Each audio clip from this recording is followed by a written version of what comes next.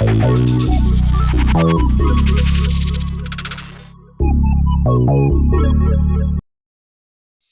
welcome everybody to a special edition of the Four Tales podcast. I'm your host, Kyrun Silva from Taurus Comics. I'm here with my co-host, the comic king of TikTok, the sharpest blade there is, the ace of Kickstarter, Danny J. Quick. And like I mentioned, we are here for a special episode. I know we normally do every other week, but we were very excited to be with these two gentlemen here. We wanted to make sure that we gave all the time that we could to talk about their book and their projects. And we said, you know, we can't wait for next year when we had some time. We want to do this now. So this is a one-time, well, maybe not one time. And we'll probably do this again some other time, but a special show with the kids from Fivestar. But, you know, I'm sorry. I guess I'm jumping too quickly because Danny's up here side-eyeing me. How you doing, by the way, Danny? Oh no, I'm doing good. I don't know where all those other names came from, but I already know. Kyrun said this was going to be a bi-weekly podcast, but this is what, the second or third show that he's scheduled in between episodes. So I already expect it. I just know I just know how the man does. It's going to be a weekly podcast eventually. I can't help it. There's too many creators out there that want to be on our show and that I want to talk to, honestly. And there's not enough weeks in each month for us to be bi-weekly, but I know you're busy, man. So I'm going to try to keep it as bi-weekly as possible. Okay. We'll see. But yes, welcome to the show. The mans, the myths, the legends, Tony Klapper, and the one and only Fish Lee. Howdy. Glad to be here.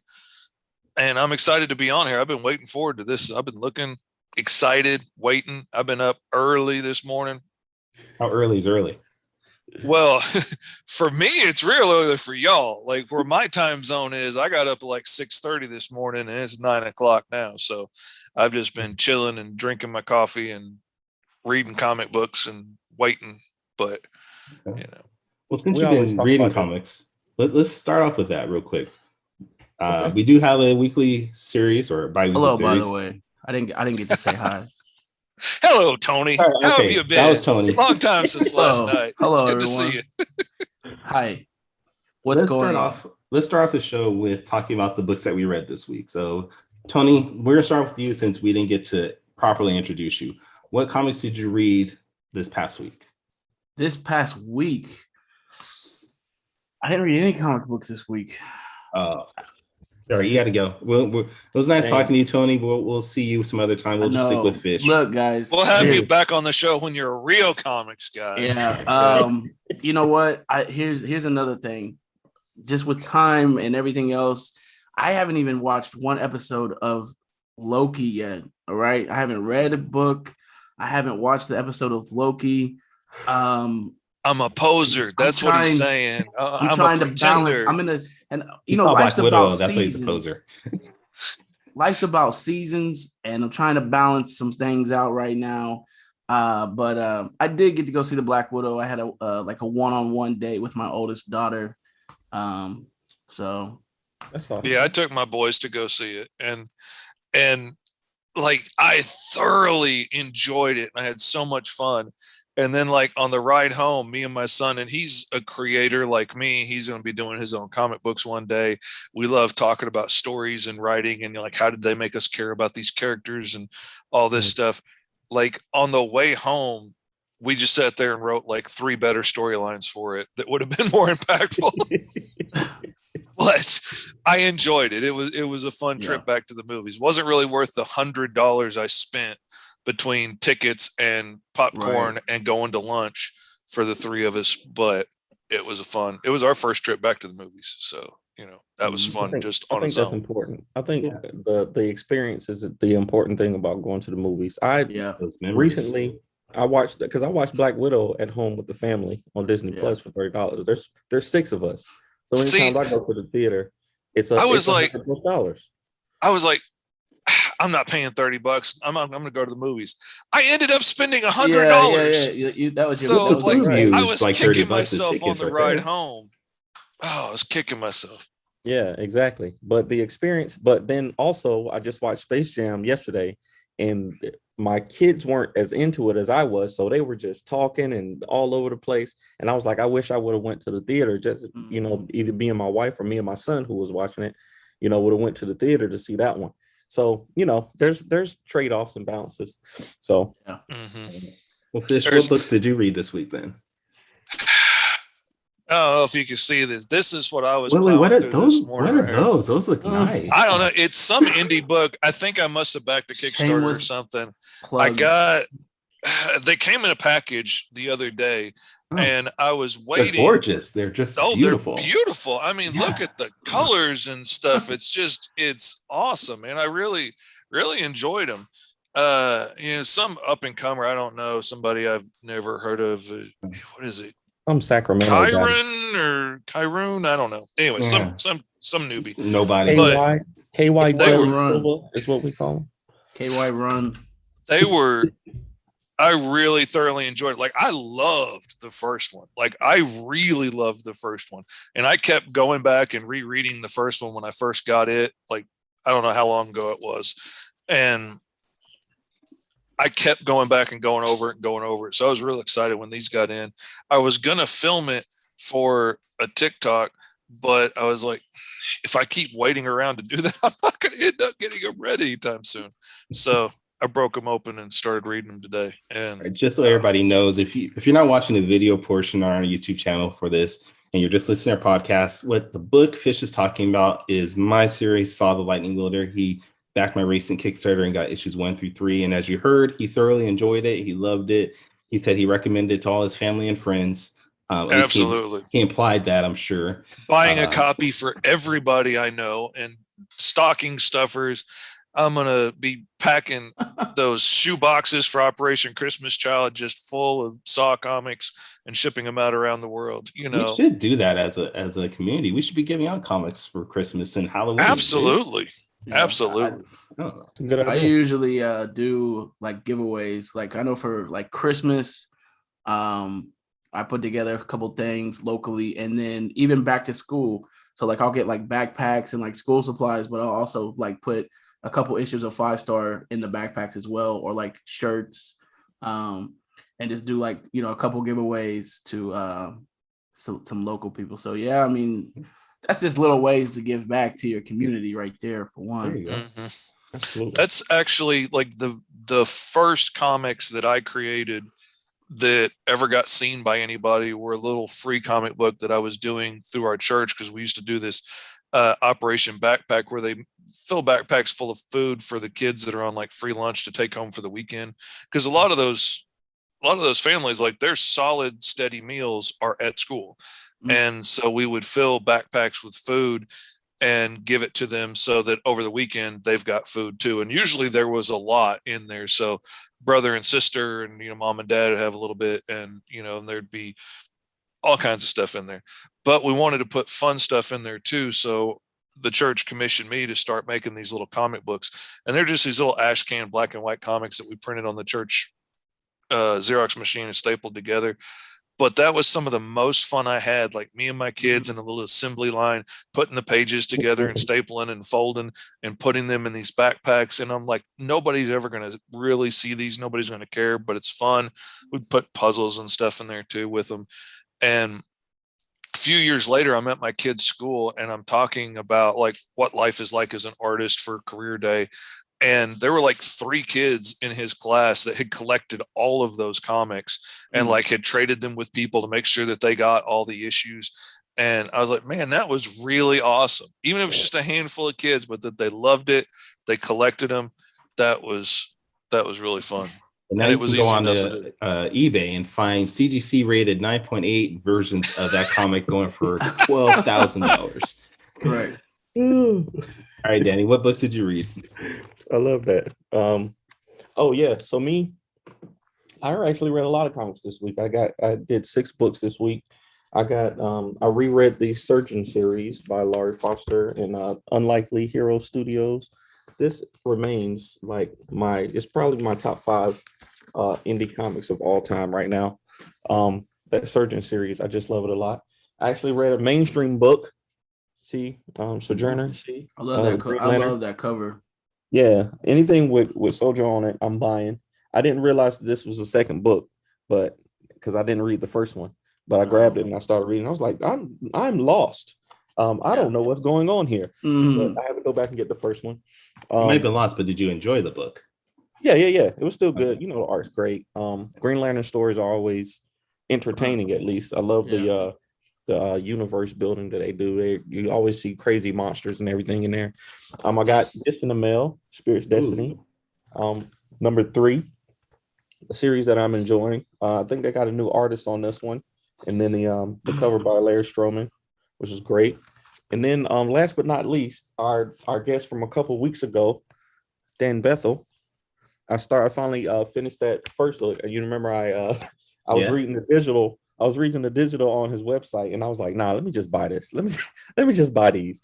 So I finally got them in the mail, and I started reading them this week. And this first volume is excellent as I thought it was going to be. So that is one of my favorite books. Not even just self-publishing books, but books. It's better than most of the stuff that Marvel and DC produces. And anybody that talks to me about it, I highly recommend it. Yeah, this is great. Oh yeah, that's like the stuff from Unlikely Heroes. Like we had Lori Foster on our show, and I was talking with her like a week later or so, and we were just talking about my book and what we were working on. And she sent me some copies of the books that they're working on, like the Super book that's following along like the D-list superhero team, and it was so freaking good. Like not just the best out of indie comics that I've read. That's like hands down one of the best comics I've read in a long time. And the Unthinkables, she sent me the first issue of that. It was so good. And the characters are like so different. And like essentially like all the Justice League or whatever, your superhero team got sent out to fight some giant evil that's coming to destroy the world, and they all got wiped out. So now they're having to go try and find like former villains and, losers with superpowers and stuff, whoever they can get that you would never consider to put in a superhero team to help defend the earth. And it was so much fun. And like, it was like they stretched out to all the different aspects of the comic book world, and you had all kinds of different genres of characters, and some are a little goofy and some are a little more serious. And, it was so much fun. I absolutely loved it. I cannot say enough nice things. I need to check that one out. I think that's one of the only ones from the Unlikely Hero Studios that I haven't read. So I definitely need to check that one out. What about you, Kyrun? What did you read this week? So I didn't read anything self-published. What I know. All right, that's it. Thank you guys. I'm glad we could be here. Good luck on the show. I mean, at least he read something, I guess. But I didn't. But what I have is not like big two. What I got was I read Ant number 12 from Image, originally created by Mario Gully, but I guess now Eric Larson.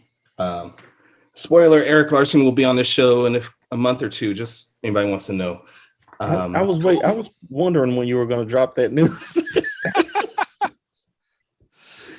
Eric Larson is my favorite experience at a Comic-Con because I showed him like one of those books I did for the church, and he very politely told me I suck. And I appreciate that because like he didn't say anything that wasn't true about it. Like I knocked those books out in like a week so that they could get into the backpack that week. Like I was hustling on them, and he really pushed me to take an honest look at stuff and work a lot harder. So I appreciate him for telling me I suck. Hey man, these books look like you did them in a couple of days. Yeah, pretty much I did. Yeah. The other two books I read this week, and I'm gonna get hate for this, but I'm a huge Liefeld fan. So I got The Shield and Snake Eyes Endgame or Dead Game, issue 4. And get hate for that. How was The Shield? There's a lot of Liefeld haters out there. Oh, there's a lot of Liefeld haters. And I don't care. I have stan Liefeld since the early 90s, since I first saw him on New Mutants. And I loved his stuff on New Mutants, man. I copied him and McFarlane and Jim Lee and all those dudes. Like I was a straight ripoff of all of them back in the day, man. I still am a ripoff of them. They made a mark. And I think there's a difference between like there's artists that you might not agree with, there's certain stuff, and then there's artists who are doing terrible things that you shouldn't follow them or support them in any way. I don't think Rob has crossed that boundary. So he can be a little bit of a jerk to people on Twitter and social media. But as far as his art skills, I will get anything that he draws and it's a part of until probably the day I die, honestly. Yeah. And if you look at him, he still looks like he's in his 30s. He's like 60, I think. So he'll probably die after me, especially the way I eat. Still be making comics long after we're gone. Still hiding the feet. Oh, okay. There's a foot right there on the cover. 2 feet. 2 feet right there. Are those feet though? Are those feet? Those are feet. All right, let's talk about your guys' book. What we have, originally created by Tony. There's 3 issues of Fivestar, right? Mm-hmm. Yep. All written by Tony. For now, give us a month or two. For now, there's 3 issues. Okay, that's a spoiler for this episode. There's another issue coming out soon. Absolutely. All right, love it. And then Fish, you are not the artist on the first 2 issues, right? But you came on. No, I am not. Right. No, I got hired on issue 3. I actually I met Eric Bennett working on Imperium Command, and I was inking it and he was lettering it, and he started hiring me for little jobs here and there. He'd hire me to ink pencils that he had somebody else draw, and then would send it to Tristan to color, and he kept hiring me for more and more stuff. And then he hired me to do a little 8-page story for the back of Power Company. And it was a story between Steel Wolf and Fivestar, who was still in Power Company at the time. And he started showing those pages off to everybody in Power Company. And next thing you know, I'm booking jobs with Carlos and Tony and Roy. And I've been working steady ever since, doing comics full time, off of making friends with one guy on a book I worked on. And he introduced me to all these other guys, and the rest is history. Well, Tony, describe to people, the very few people out there who haven't read Fivestar, what the book is about. I mean, there's like a couple people in like Indonesia, I'm sure, the only people in the world that haven't read it, but absolutely. Yeah. I'm big in India, so there's probably some people there that haven't read it. So what is Fivestar? What's the story about? Give us all the details on it. All right, so Fivestar follows Kevin Terry, who he gets a second chance at life, but with the second chance of life, he gets these newfound powers and newfound responsibility. No, I'm kidding. But he also gets some webbing, and he gets some webbing. The uncle dies. His uncle gets killed off, and he has to avenge him. He's in love with a girl, and he can't, show his idea. It's just a bunch of stuff. I'm kidding. He doesn't wear a mask. I didn't want my character wearing a mask or a little half mask to where it's like, oh, we don't know who this guy is. So his identity will be known in the series. So he's a rookie in a comic book world that's already established, right? My take with that was I was a rookie writer coming into a world that's already established. He's a rookie hero coming into a world that's already established. It's like our journeys are one and the same, right? So he's trying to find his place in this superhero world, which will, eventually come out in more issues. And also he's trying to stick to his moral code with the extra fame and attention that's going to be coming from being a superhero. You save the day, you have women wanting to take selfies with you. You can maybe you're getting invited to these celebrity parties, which I would imagine would happen, now. Oh, absolutely. Like the movie stars and stuff throwing parties would want red carpet events, Superman and Batman to show up, and So he's gonna get invited to these things, and how do you not lose yourself in that? The fame that's gonna come with it. Get lost in your own height. Right. Yeah. Stick to your moral code. He's not the only superhero, so he's like, that's better. Okay. I'm glad. At one point, thanks. Better than what? Better one, better two. Better than 4 yeah, stars. So we're at issue 3.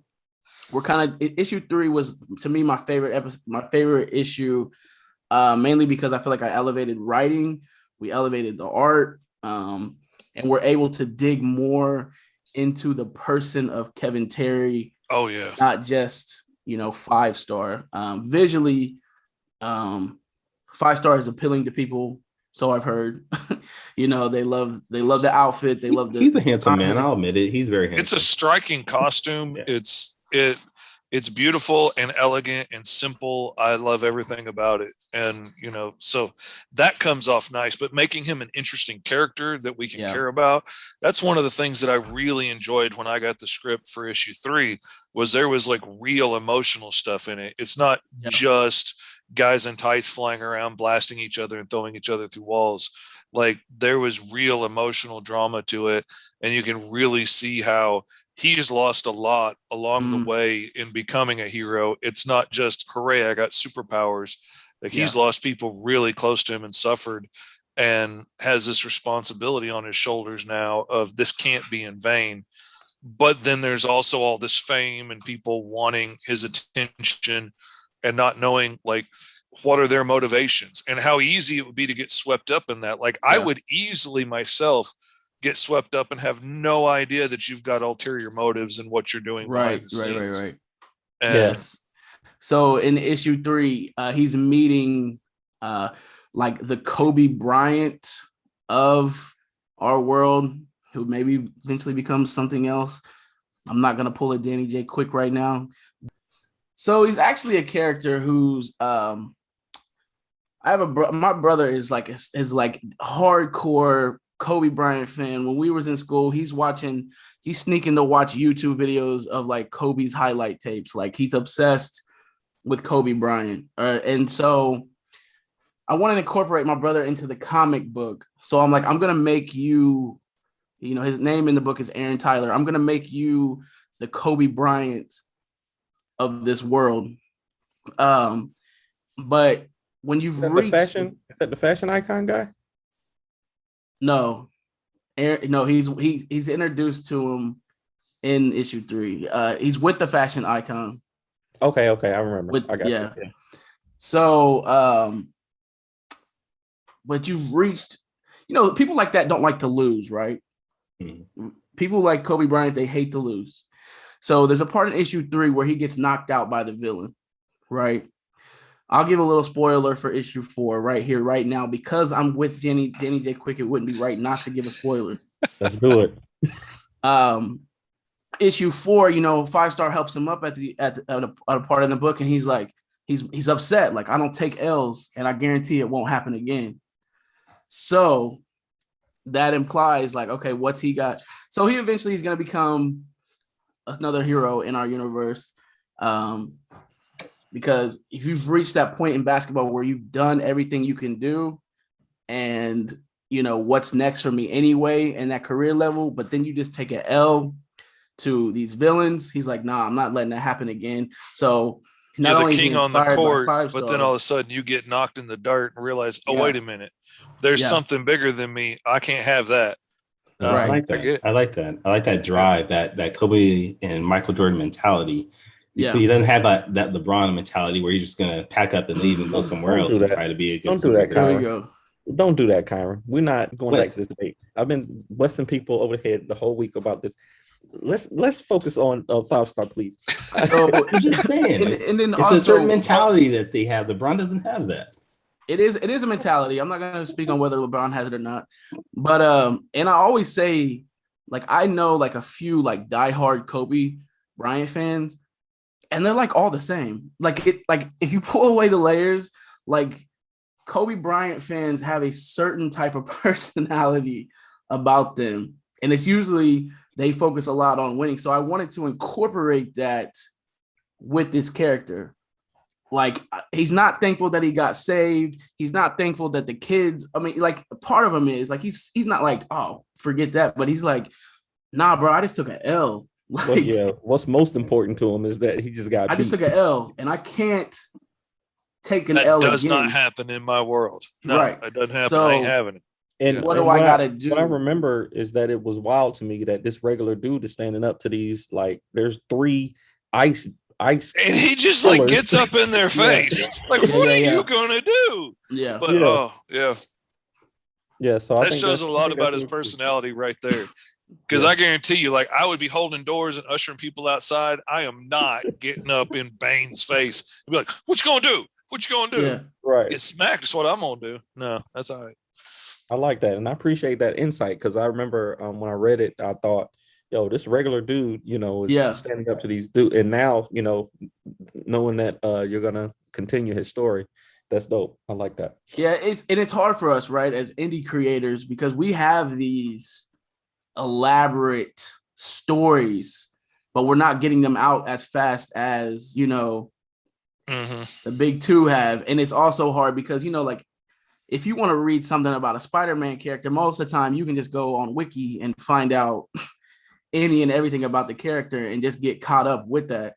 So that's part of what's interesting about indie comics, but it's also a struggle for us because we're like, oh, you just don't know. Like, wait till you read issue 10. That's in realistic time could be 10 years down the road. Like, so.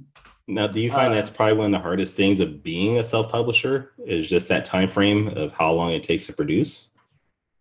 Oh, yeah. Yeah. Absolutely. Sure. Well, and it's not, that's one thing that the big guys have over us is that they can, like automate it and put it through an assembly line and have a lot of other people working on it along the way. So one guy could just be sitting there writing out plots all day, which get handed to the artists that pencil out pages and hand them off to inkers who hand them off to letterers and colorists and all this stuff. And you have a whole lot of people working on it, so you can get stuff out a whole lot faster. When you're the only person writing the script and, and doing it in a vacuum, you don't have a whole editorial staff around you in the offices that you can bounce ideas off of or be like, oh, you know what would be great? Why don't you have this guy come in from the side? Right. Oh, that's a great idea. And, and like, I'm fast and I'm a one-stop shop, which a lot of guys in the indie world, like he does pencils and you do inks or something like that. Like I do the whole 9 yards and I'm fast, but still there's only so much I can get done, in so much time. And then I'm working on other books. And when you're doing small indie books, it takes a while to get the funding together to, pay for the work to get done. It takes time to write it. I totally understand why some people get like a book out a year. I'm really impressed with the way Roy Johnson has his stuff together and planned out, and the way he's working out his Kickstarters and stuff. Like he paid for the first book out of pocket, and then the Kickstarter for that book, the book's finished before it goes to Kickstarter. The money from that Kickstarter directly goes to pay the artist for the next book. And when it gets done and goes to Kickstarter, that money pays me for the next book. And so he's knocking out like 4 books a year that way, where a lot of guys are lucky to get one. Right. And that's smart. That keeps them out. And the way he does it, you're going to get your book quick. Because like I've backed Kickstarters, we've all backed Kickstarters, and then you're waiting a year and there's been slowdown after slowdown, and my inker quit. And like I'm constantly getting updates like, well, our inker quit and walked away, so I got to find somebody else that'll do it for this price or this, that, or the other. And it's a tough business and it makes things run slow, and that's hard to keep that motivation. It's hard to keep people excited about it. Like, I just read the 3rd issue of Saw. I'm dying to know what happens in issue 4. Me too. And I know I'm not going to get it next month. I don't just have to wait 4 weeks for it. Like I got to wait a minute to see what happens and, see who this. I also think with the big 2 though, that contributes to their lack of storytelling too, because right now, if you notice in the big 2, you're seeing a lot of reboots.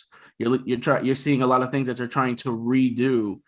And I think that's because they've told a lot of their stories with these characters. So now that's why I think now you're seeing more people who want to read the indie stuff because you can't figure out everything. Like, that's the mystery. You know what I mean? Like, you have to wait. There is no spoilers for it because it's not out yet. You know, there's a handful of people that have seen it. So that's what's interesting for us, because we have the luxury, if we're on our game, to really reel people in and have them wait, and like waiting and wanting to know what happens, instead of most Marvel stories. You can read another story and probably understand the outcome of what the current story is going to be, or how it's going to unfold, or have like, oh, I bet they bring in this character to be a part of this, or oh, I bet they pull from that, and to where we have that like open slate. So yeah. I mean, I think also for me, at least when I read stuff from Marvel, particularly Marvel, is a lot of what they're doing now is to direct people towards the movies and TV shows, because they know that's where their money is, and it does confine the type of stories that they can tell, because they now have the. It's not necessarily that everything that Marvel produces on movie wise is canon, but that you can see that their stories are slowly edging towards whatever you see in the movies, and their business model is aimed at pushing you towards the movies, because the movies are going to make more profit. The movies are going to sell way more toys than the comic books are. Like, that's the drive behind it, and I understand it. They're a business and they want to make more money, and toy sales and movie sales are better money. But then you see them making but you see them making decisions that aren't based on making the story better, but are based on, their movie decisions, like the whole killing off all the mutants thing because Fox had the rights to the X-Men and we're not going to get to profit off of that. So we're just going to make everybody Inhumans and move it over this direction instead. Like, it makes good financial sense for them to only be telling stories that they can reap the profit of down the road. But like, as a fan and as a reader, that wasn't a good decision. I didn't like it, but as a small independent publisher, we can really pay more attention to what's going to make our stories more interesting, what's going to be right for our characters, where is this going to lead really, and not have to worry about all that stuff. Like, it's not bad to think about things like, how hard would this be to do as a TV show? Like, my book I'm working on right now, one of the main characters is 8-foot tall lizard man. Like, that doesn't translate to an Amazon series very well. Like, that would be really expensive to do. And I know that going into it, but it's just too cool a story not to tell it that way. The story deserves to be told right. So if that means it doesn't get picked up as a TV show, okay, it doesn't get picked up as a TV show, but Danny, what was you gonna say? Even on our level, you said you were starting to say something like, even on our level. Oh yeah. So like merch and stuff like that. So I've found recently, like y'all know I have Ace Blazers on Kickstarter right now. But is it? Are you sure? I think I heard that. Tell us more. I'm what is this Ace Blade of which you speak? I'm not sure now. Maybe it's not, but no. Even on our level, like, there are people out there who, would want to buy, a Fivestar t-shirt or, something like that. So my Ace Blade action figures. Yeah. Absolutely. My first 3 Kickstarter campaigns, Ace Blade didn't do, I couldn't get Ace Blade over $3,000 to save my life. The all the work that we were doing and all the writing and art and promos and all this stuff, I couldn't for the life of me get over that $3,300. And then, when we did King Supreme last year, Wally told me, he was like, hey, we got to offer people more stuff than just the books, because the profit margins are very slim on the books. Yes. On the comics themselves, the profit margins are very slim. So we got to offer skate decks, and we got to offer t-shirts and hats. And we offer all of this stuff that we can make and we can deliver to people. And just, if they want them, they'll buy them. If they don't want them, then, thankfully we didn't order 100 of them that we have to, that are sitting here. So, I think it absolutely helps the business part to have those things available for people, because there are definitely people who will buy them. Mm-hmm. Oh, it amazes me. Like every time I go look at somebody's Kickstarter and it's like, here's the $5 and the $10 and the $15 tier. And then here's the 50 and the 100 and the 150 and the 250. And it's like, you get down to like 150 and it's like, oh, there's only 3 left because 10 people have already taken it. I'm like, dang, who's got the money to be backing like this? I'm glad y'all are out there. Thank you for your support. But dang. And like, even with me, like I back a lot of Kickstarters, but when I see something offered like this, I might have to splurge sometime. So like usually I only back to get a book, but when I saw that Victor was offering, CGC graded books and Mike was doing sketch covers, I was like, man, I can afford that $100. Let me, take that leap. So I think it's cool. I definitely think it's cool. All right. That's opening my eyes. I need to plan some different stuff for my Kickstarter. Well, I think this would be a great time for us to go to our favorite segment of the show, which is Danny's Quick Takes. Danny has 5 questions that he's going to, I guess, go to the 2 of you as a group. For each question, you're going to have 45 seconds to answer everything off the top of your head. You're going to hear that sound, and then when the sound is done, you hear a loud beep, letting you know that that's it. So, Danny, go ahead and take it away. Yes. So I'd like to let people know before we start this that yes, I have been stalking you on social media, and yes, I have done deep dives into your images and all of your public stuff. So it's not too intrusive. But these are things that I saw when I was scrolling your social media pages, and I just have questions about. All right. Oh boy. Oh God. The first one isn't too bad, but it should be easy. So Tony, I want to know, Fivestar versus Saab, who wins and why? Fivestar versus who? Saab. Who? Saab the Lightning Wielder. Oh, you don't even know who that is? I'm kidding. Wasting you 45 seconds. 5-star all day. Easy answer. I'd say question. 5-star too, just because he's got the experience of using his powers and she's still getting a hold of it. I love that. I love it a lot. All right, that'll be the end of the show. Everybody, thank you. Have a good night. Thank y'all for being here. Don't bother backing this. Don't ever expect to have Tony or Fish on this show ever again. Maybe even Danny. Next week might just be me. I love it. I love the I was watching the promo that you did with Freestyle Comics when you and Hotshot, when 5-star and Hotshot were going back and forth, and I just loved it so much. I didn't know that you were, that y'all were leading up to the big reveal of joining the team NWO style, but I really enjoyed that. So I figured I would throw. He's the third man. Yeah. So yeah, man, that was fun. That was super fun to do. And there was times where feelings were actually hurt. Oh yeah. On both ends. When I saw my artwork being used to burn 5-star, I mean, like, it hurt me. Yeah. And I was also proud because it was such a good burn, but it hurt to see my work being used that way. And then it all we were talking like, I didn't want to waste the opportunity. I'm like, yo, like, I'll be in Columbus. Like, let's do it now. What can we do? And I think Danny just showed the logo that like in the NWO style. And I was like, let's do this. I said, I'm about to start. I sent them the first meme. Like, I'm about to start this fake beef. Mm-hmm. And at first they were like, oh, okay. So then it was, I sent my thing out, and then Mike crunched me that next morning with you're not even in double-digit books, Junior. Sit down. You know what I mean?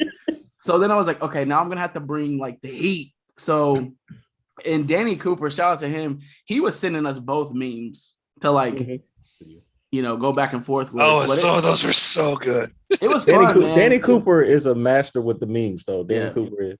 It was fun. It was fun to, and then it was fun, actually being there. Because like even in Mike's setup, you always, I don't know if you guys like if it's for this, like when I'm watching podcasts, I'm like, I wonder what the outside of that room looks like besides the little square that I'm seeing. So like I was down in, the FSK headquarters, and I'm looking at, it's like a play date too, because my wife drops me off because she's like, I'm not sitting at somebody's. So like I come in there with my little lunch bag, like, can I go play with my comic book friends? And I go down to the basement, and there's like action figures everywhere. Is Michael here? Can he come out to play? Here's a PlayStation controller. I'm gonna go put my shirt on. You know what I'm saying? So I'm like down in his basement playing Virtual Fighter 5 with all the action figures around. I'm like, it was cool though. It was enjoyable, and the whole experience was dope. I love it. Yeah, I love that, man. That was great. All right, so quick take. Question 2, and this is for both of you. I noticed that you both have lost a lot of weight over the years. You both were bigger guys at one point. I'm kind of a big guy, and recently, because of this Ace Blade thing, I've been losing some weight. My wife put me on a diet, and I've been doing push-ups. So give me your weight loss secrets. Consistency. Exercise more, eat less. Really, real complicated. For me, my biggest thing is do the small things that work for you, because you're going to hear from everyone, oh, you ought to do this, you ought to do that, you ought to do this. It's not necessarily always going to work for you in your routine. So just pick, because what you're doing There's different today, ways to get there, but the one that works for you is the one that works. Yeah. What you're doing today is more than what you were doing yesterday. You know what I'm saying? Like, don't get discouraged. If you wake up and you're like, oh, I want some McDonald's, and you bash some McDonald's, the biggest thing is people are like, oh, I already messed up today. Might as well mess up the rest of the week. Might as well give up the week. Just eat McDonald's every night. Yeah. 2 months later, you're sitting with a tub of ice cream. It's just you gotta keep at it. Even though you stumble and you mess up, you got to get back at it and do it again. Like I lost 120 pounds, and then I started dating my wife, and we got married, and I put like 60 back on. That'll do it too. I'm still 60 below what I used to be, but now I lost 120. You say I lost 60. Yeah. I've had to start working my way back down again, and the occasional like half sweet tea turned into the occasional soda, turned into a soda every day, and next thing you know, I'm back 60 pounds up again. So I'm back to the unsweet tea and back to the sugar-free Kool-Aid mixes, and and watching my carbs, and that's been easy for me because sugar-free Kool-Aid. I've never heard of that. I would just drink water. Just drink water at that point. It's a purely Caucasian thing. Like it's very white. You've got to go like ultra white to get to the sugar-free stuff. There's a special section in the grocery store for it, I believe. Oh yeah. Wait, so since they brought up the race thing, can we now open up that door and what questions? No, okay. Kyrun. We're not trying to get banned on the 10th episode. All right. We're not. All right. Next question. Question number 3. This one is for Fish. All right. So I noticed that you also, I think a couple weeks ago, one of our other guests was a musician, and I saw that you are a percussionist. Is that right? As a matter of fact, I am. Yeah, I've been playing. And it's crazy. I got the drums completely by accident. All of my buddies wanted to start a band in high school, and they all ran out and got like their grandmas to buy them like guitars and basses out of the Sears catalog. And I was stuck trying to talk my dad into buying me a $600 drum set. And if my parents weren't divorced and he could stick it at my mom's house, I don't think I ever would have got it. But I got stuck with it. And I ended up falling in love with it. And like, I've been playing in churches for years and stuff. And I've got this gigantic monster kit that has like 15 different toms on it and like 11 cymbals and stuff. I absolutely love it. I love it. So the question is, art or drums? Art, hands down. I mean, I'm a storyteller at heart. That's where my passion is. I love playing the drums, but I've got to tell stories in whatever form that is. That art brings in that money. Yeah, I ain't getting paid at the church to play drums. It's fun. I love it. That's like where I get my worship on. But I'm an artist all day long. Absolutely. All right, Tony, this next one is for you. Like me, I noticed that you are a fan of Dante Bosco. right? So which of his characters would you keep? If one of these characters had to disappear forever, which one would you keep? Zuko or Rufio? Oh, I mean, I love both characters. Like I'm actually I'm about to get tatted with both those characters. That's my passion for the characters. But like you gotta go. I mean, I gotta keep Zuko. The storyline, hands down. Like I don't see how that's even a question, but you know, yeah. No, you know, as a kid, Rufio, I don't know. I don't know. He's not even. His story's not even that big. It's not even that. But I don't. It's something that was iconic for me at a time. But yeah, Zuko hands down. Zuko. That nostalgia kicks in for me with Rufio. Like he didn't play. I mean, he was a secondary character in that Hook movie, but just his impact on the movie, and it was a lot. So I feel you on that. Plus, okay, I know it's quick. I know it's supposed to be quick, but you opened up a door, Danny, and I just got to comment on this real quick. Homie hold it down. Peter Pan went off and had a family and did all this thing. Rufio took the lead. Yeah. Took the lead. And then all of a sudden now y'all want to go back to Pan Man and you know what I mean? So yeah, there's that too. But we'll keep going. Quick. Next question. That could have been a whole series in itself. Yeah. All right. So you found a unicorn with Fish here. You found a unicorn, so an artist who is fast and is high quality, right? We know he's horny. Dang. Oh, I thought we were talking about we found a hypothetical unicorn. What would we do? No. I was like, I'd run. That thing's dangerous. I was thinking like, I was like, what? Did I post a picture of a unicorn plushie? I saw you like My Little Pony, and there's a I was like, I was like, okay, y'all are terrible. But I've got to ask you, and this question is for you both also. If when it comes to making comics, if you could only get one of the two qualities, speed or quality, which one would you go for and why? Quality. Oh, man. Come on, quality. I mean, it depends on how much quality we would lose to just have speed, because speed is good too. Like, I mean, being able to get books out quickly and consistently is a big part of what keeps the motivation in the mind and keeps people buying. So, like, if I had to lose a little quality but could still tell a decent story and could get, like, my own book out every month, say, I would take the speed over quality. But if it came down to it, I could do one really good graphic novel at a time and put them out every couple of years, as a completed story. But yeah, I think I'd take speed personally. I mean, I like my quality, but speed pays the bills. Art, great art captures people too. You know what I mean? Yeah. Quality art. There's people who get comics and just look at the art and don't read. Mm-hmm. Well, I mean, look at Image Comics back in the 90s when they first started. Every one of their books outside of Spawn was constantly late, but people still bought millions of copies every month. Mm-hmm. So you can have a monthly book. I can see both. I mean, but like you said, I don't have to worry about that problem. Yeah, exactly. Yeah, I got both. I'm lucky. Yeah. Or I just got ADD and I can't focus on anything for too long, so I got to be fast. One or the other. Whatever works for you, whichever one. Yeah. Use it to my advantage. So that's it for my quick takes. I appreciate y'all. Those were great answers.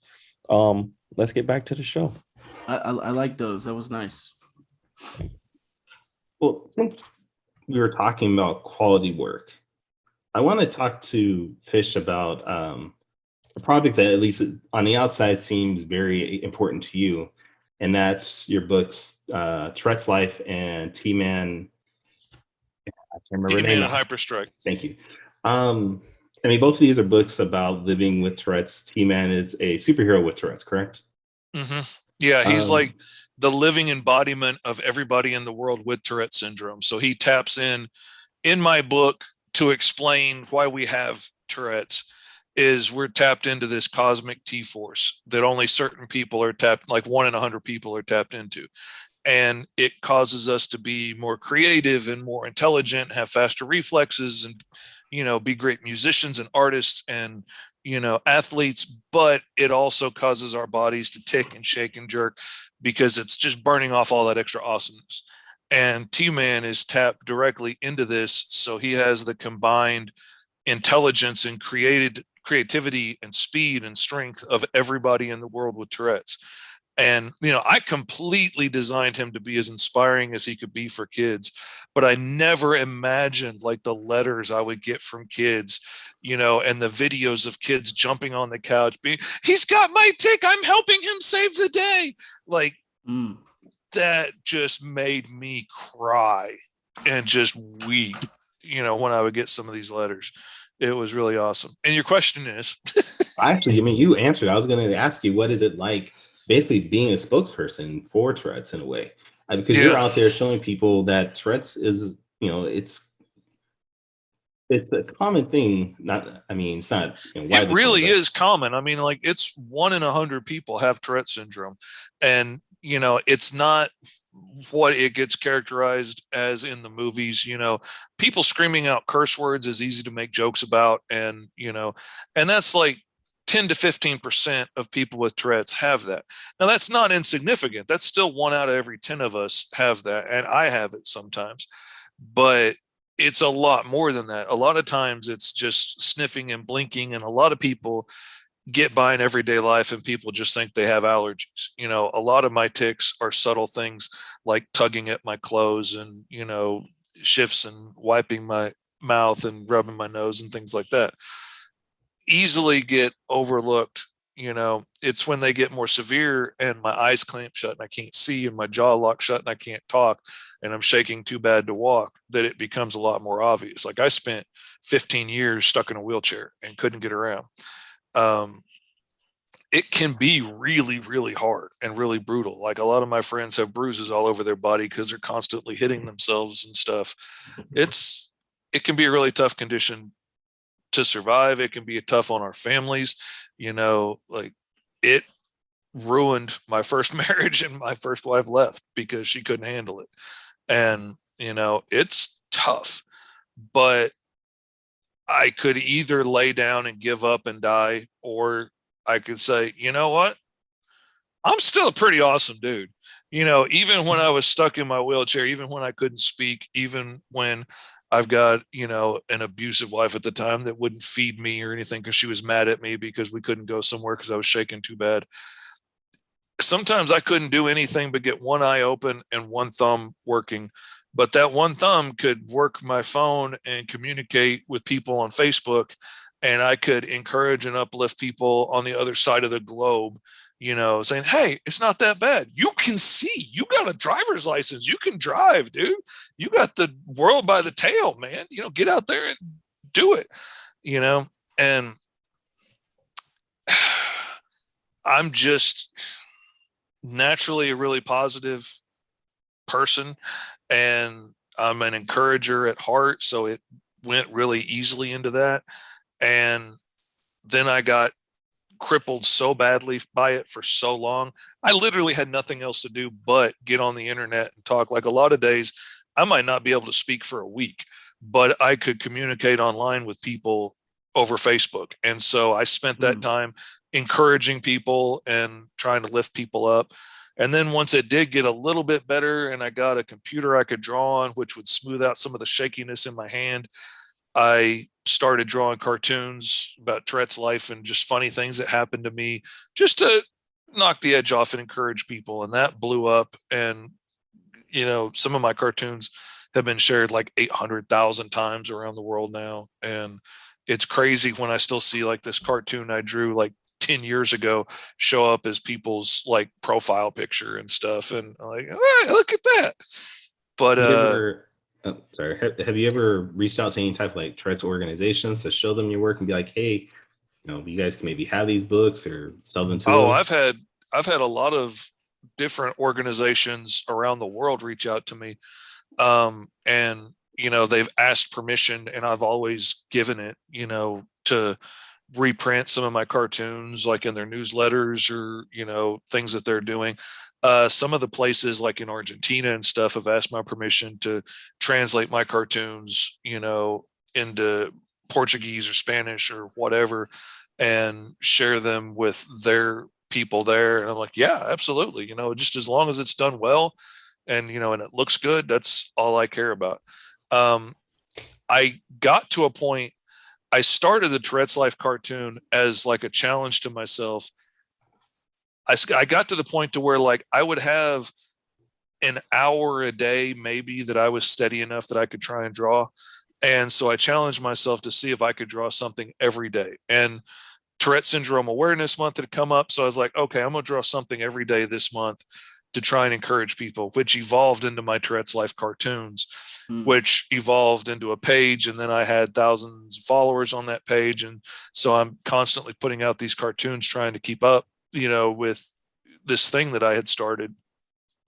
And I'm always encouraging people, and I'm always telling people you can chase your dreams and don't let Tourette's stop you. You might have to do things a little differently. Like I have to work from a recliner because I can't sit up in an office chair for very long, because after about an hour sitting up in an office chair, I'm shaking so bad I can't see, but I can lay back in my recliner and work for hours. And it's hard to find a job at the store that you can do. Like Walmart won't let me work in a recliner, but I can draw comic books in my recliner. And, I've had to learn to work around things, but I was sitting here encouraging people that they could chase their dreams. And I wasn't really chasing my dream. I was doing, a funny cartoon, and I'm a funny guy. Like I crack jokes all day long. I cracked a joke last night that had me laughing for like 6 hours, like can't breathe, crying. Like, I sucked my wife's hair down my throat at one time, hyperventilating because I was laughing so hard in bed.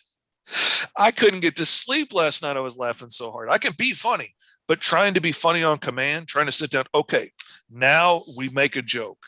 That is hard. Like that is the hardest thing I've ever had to do. I can tell stories all day long. You want me to make up a brand new character right now and give him a deep backstory and a tragic history? No problem. Let's do it. Trying to write a joke on command is nearly impossible for me. So I was doing this funny comic strip, but I wasn't telling the stories that I wanted to tell. And I'm telling all these kids, you can do whatever you want to do and you can chase your dreams.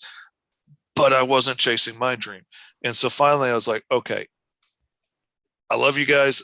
I gotta drop the cartoons, because I need to tell stories. I need to tell my stories. And the first one was T-Man and Hyperstrike, and that did great.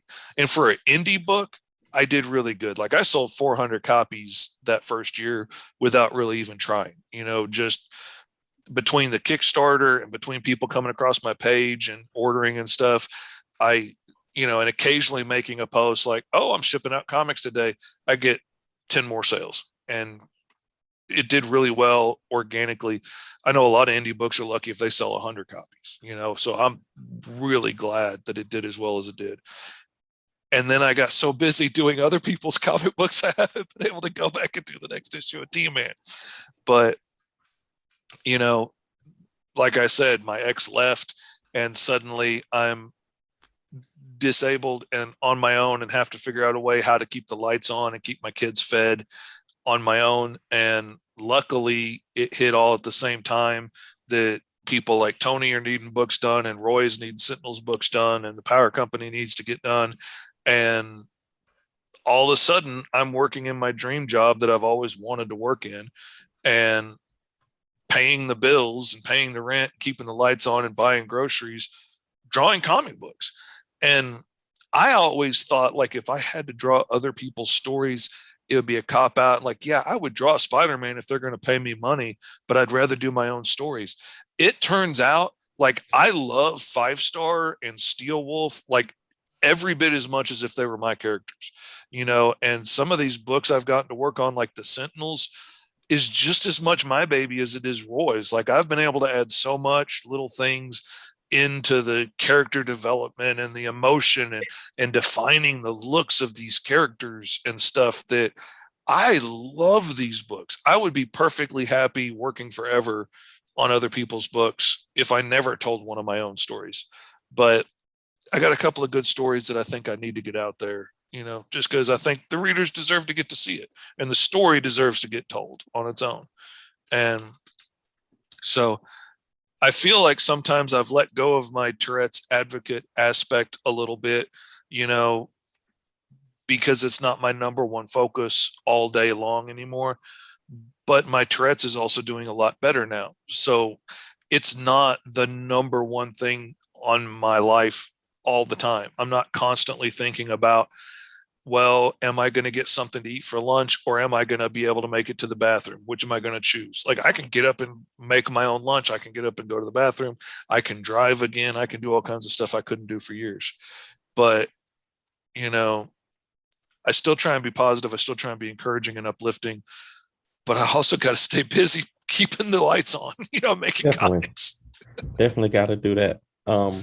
That's amazing, man. I didn't know any of that stuff about you. That's why I love doing this show. I'm glad Kyrun bullied me into doing it, because I'm learning a lot about learn a lot about the creators that we talk to all the time that I wouldn't have known otherwise. So that's just great to hear.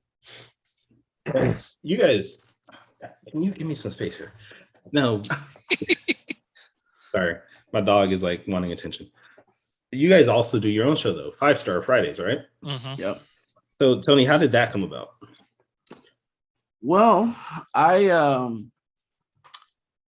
always wanted to do something like that, where at first it was with my kids wanted to do something. They wanted to start a YouTube channel, and the amount of time that you have to put to make a successful YouTube channel just wasn't in the cards. Mm-hmm. And you get it's kind of discouraging, because you're watching, like, your kids are like, okay, turn our video off, let's watch whatever. You know what I mean? So it's like, that ain't what I do. Let me reel that down some. Michael Watson's doing his chat and draw. I'm like, man, I want to do something like that. Obviously, without the draw, I'll just do the chat part. So I'm but I don't have this. He's got that going on. He's got that. And my biggest thing was like, just do it. Just start it. Just start. So I set up my cell phone. I get a little light. I'm like, how can I tie it to my comic books? The name Fivestar Fridays pops in. I'm like, that'll work just fine. I didn't really think about having to commit every Friday.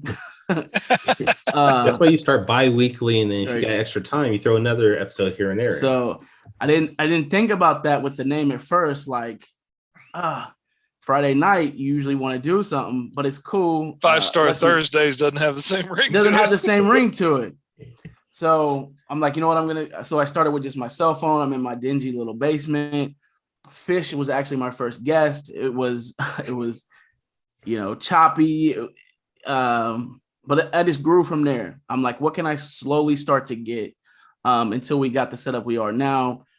And it is like Danny said, you get to learn so much about the other creators that you don't know, and you learn something. Like, you pick up things from different people. Like, oh, that's a good idea that he does with his Kickstarter. Maybe I can put that in with mine. And you build these relationships and these bonds with people, and it also plays back to the get people to like you, and they'll support your product. So now I'm in the limelight. I'm in front of people. They're getting to know Tony Klapper, the creator. So now it's like, man, I like Tony Klapper. I like what he does. He supports other people.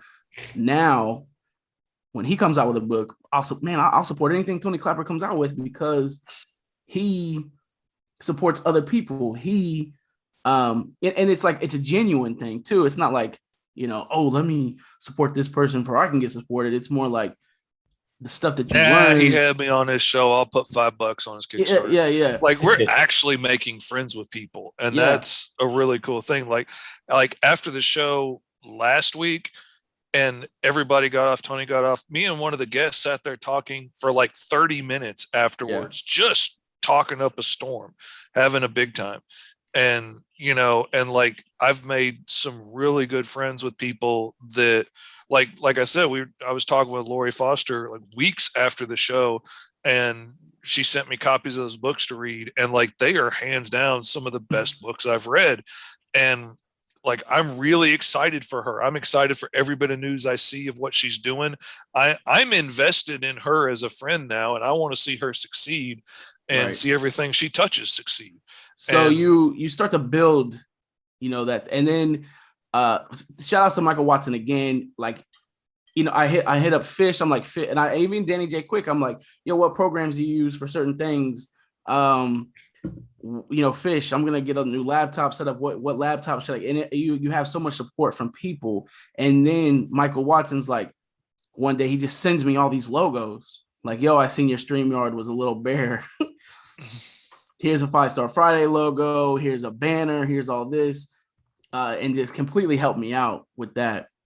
So I was able to, by the 10th episode, that's not a lot of time. I mean, 10 weeks, was able to go from strictly Facebook Live, adding people in through my cell phone, to complete backdrop, professional equipment, and the professional look from StreamYard. So it's all about just starting and growing and trying to slowly build to that next level. And then I'm like, I want to have somebody else on the show. And me and Fish, we were working together on 5-Star. He was already at that point on a couple episodes. So I reached out to him like, you want to co-host with me? It'll be fun. And it's kind of like Danny. I was like, he just hits me out of the blue and is like, hey, do you want to do it?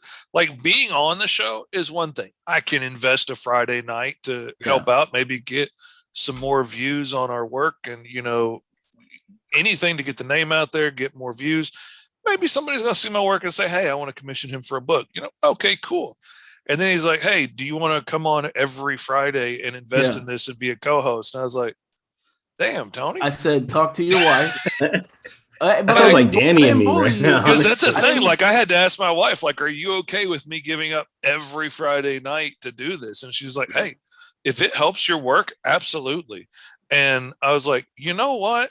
I'm going to give this a shot. I mean, it's going to be extra work and, extra things to take out of my time. And I'm real careful. I live with Tourette'S. I've got to be careful how much of myself I put out there, because if I put out too much today, I'm going to be stuck in bed tomorrow and can't walk. So, like, I got to be careful. But it's like, let's do it. Let's give it a shot. And I have picked up so much from it. And like I said, made so many friends and so many connections, and, met really interesting people and learned a lot. And, I'm loving it. I love it, man. And I think what Tony said earlier was absolutely key, being consistent. I remember early I think when you got to like the 10th episode or something like that, you were like, this 10 episodes is a big thing. Just like Kyrun was saying, putting out 10 comics, self-publishing 10 comics is a big deal when you're at a level, at the level that we are. So being consistent. I think Kyrun's got one more special question, and then we'll ask Fish to pray for us, and we'll close out. Are we getting religious on the show? All right. Don't think I won't now. All right. So I do have one more question. And it's for both of you guys. So what book, out of all the books you've produced, what book got you most excited for, and why? Go ahead, Fish. And be honest. Don't just lie. Say 5 stars. Because Tony's here, Fish. Well, Tony, you go first.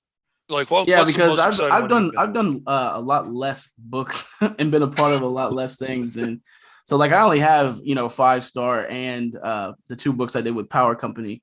But wait, no, you did an anthology, I thought, also recently with the Kickstarter or something like that.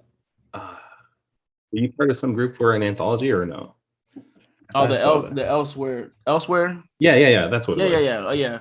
I guess I was thinking like stuff that I like. No, like whatever you've been a part of, even if it was just like a pinup or you did one page of writing, whatever you've been a part of, what were you most excited for? I'm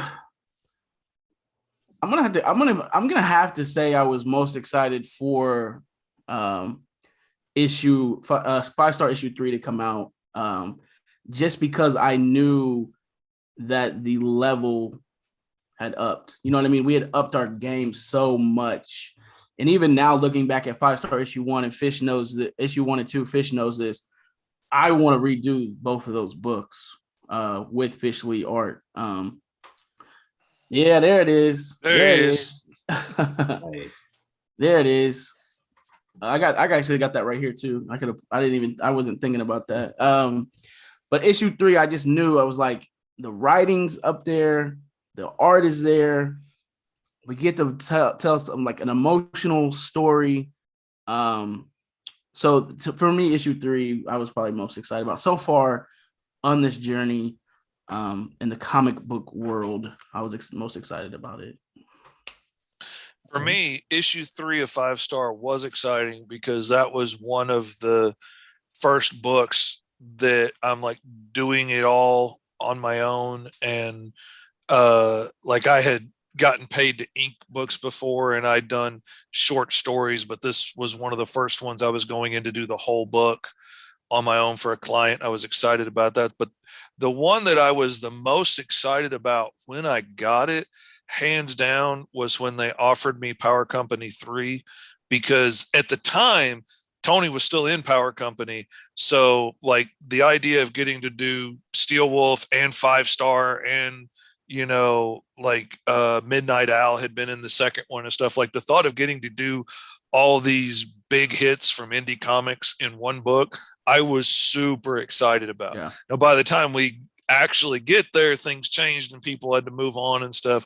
And it's still an awesome book. Like I still had a lot of fun working on it, but like I was kind of starstruck when I first got the offer on Power Company 3 because I was really excited about all the characters that had been in Power Company up to that point that I was going to get to work with.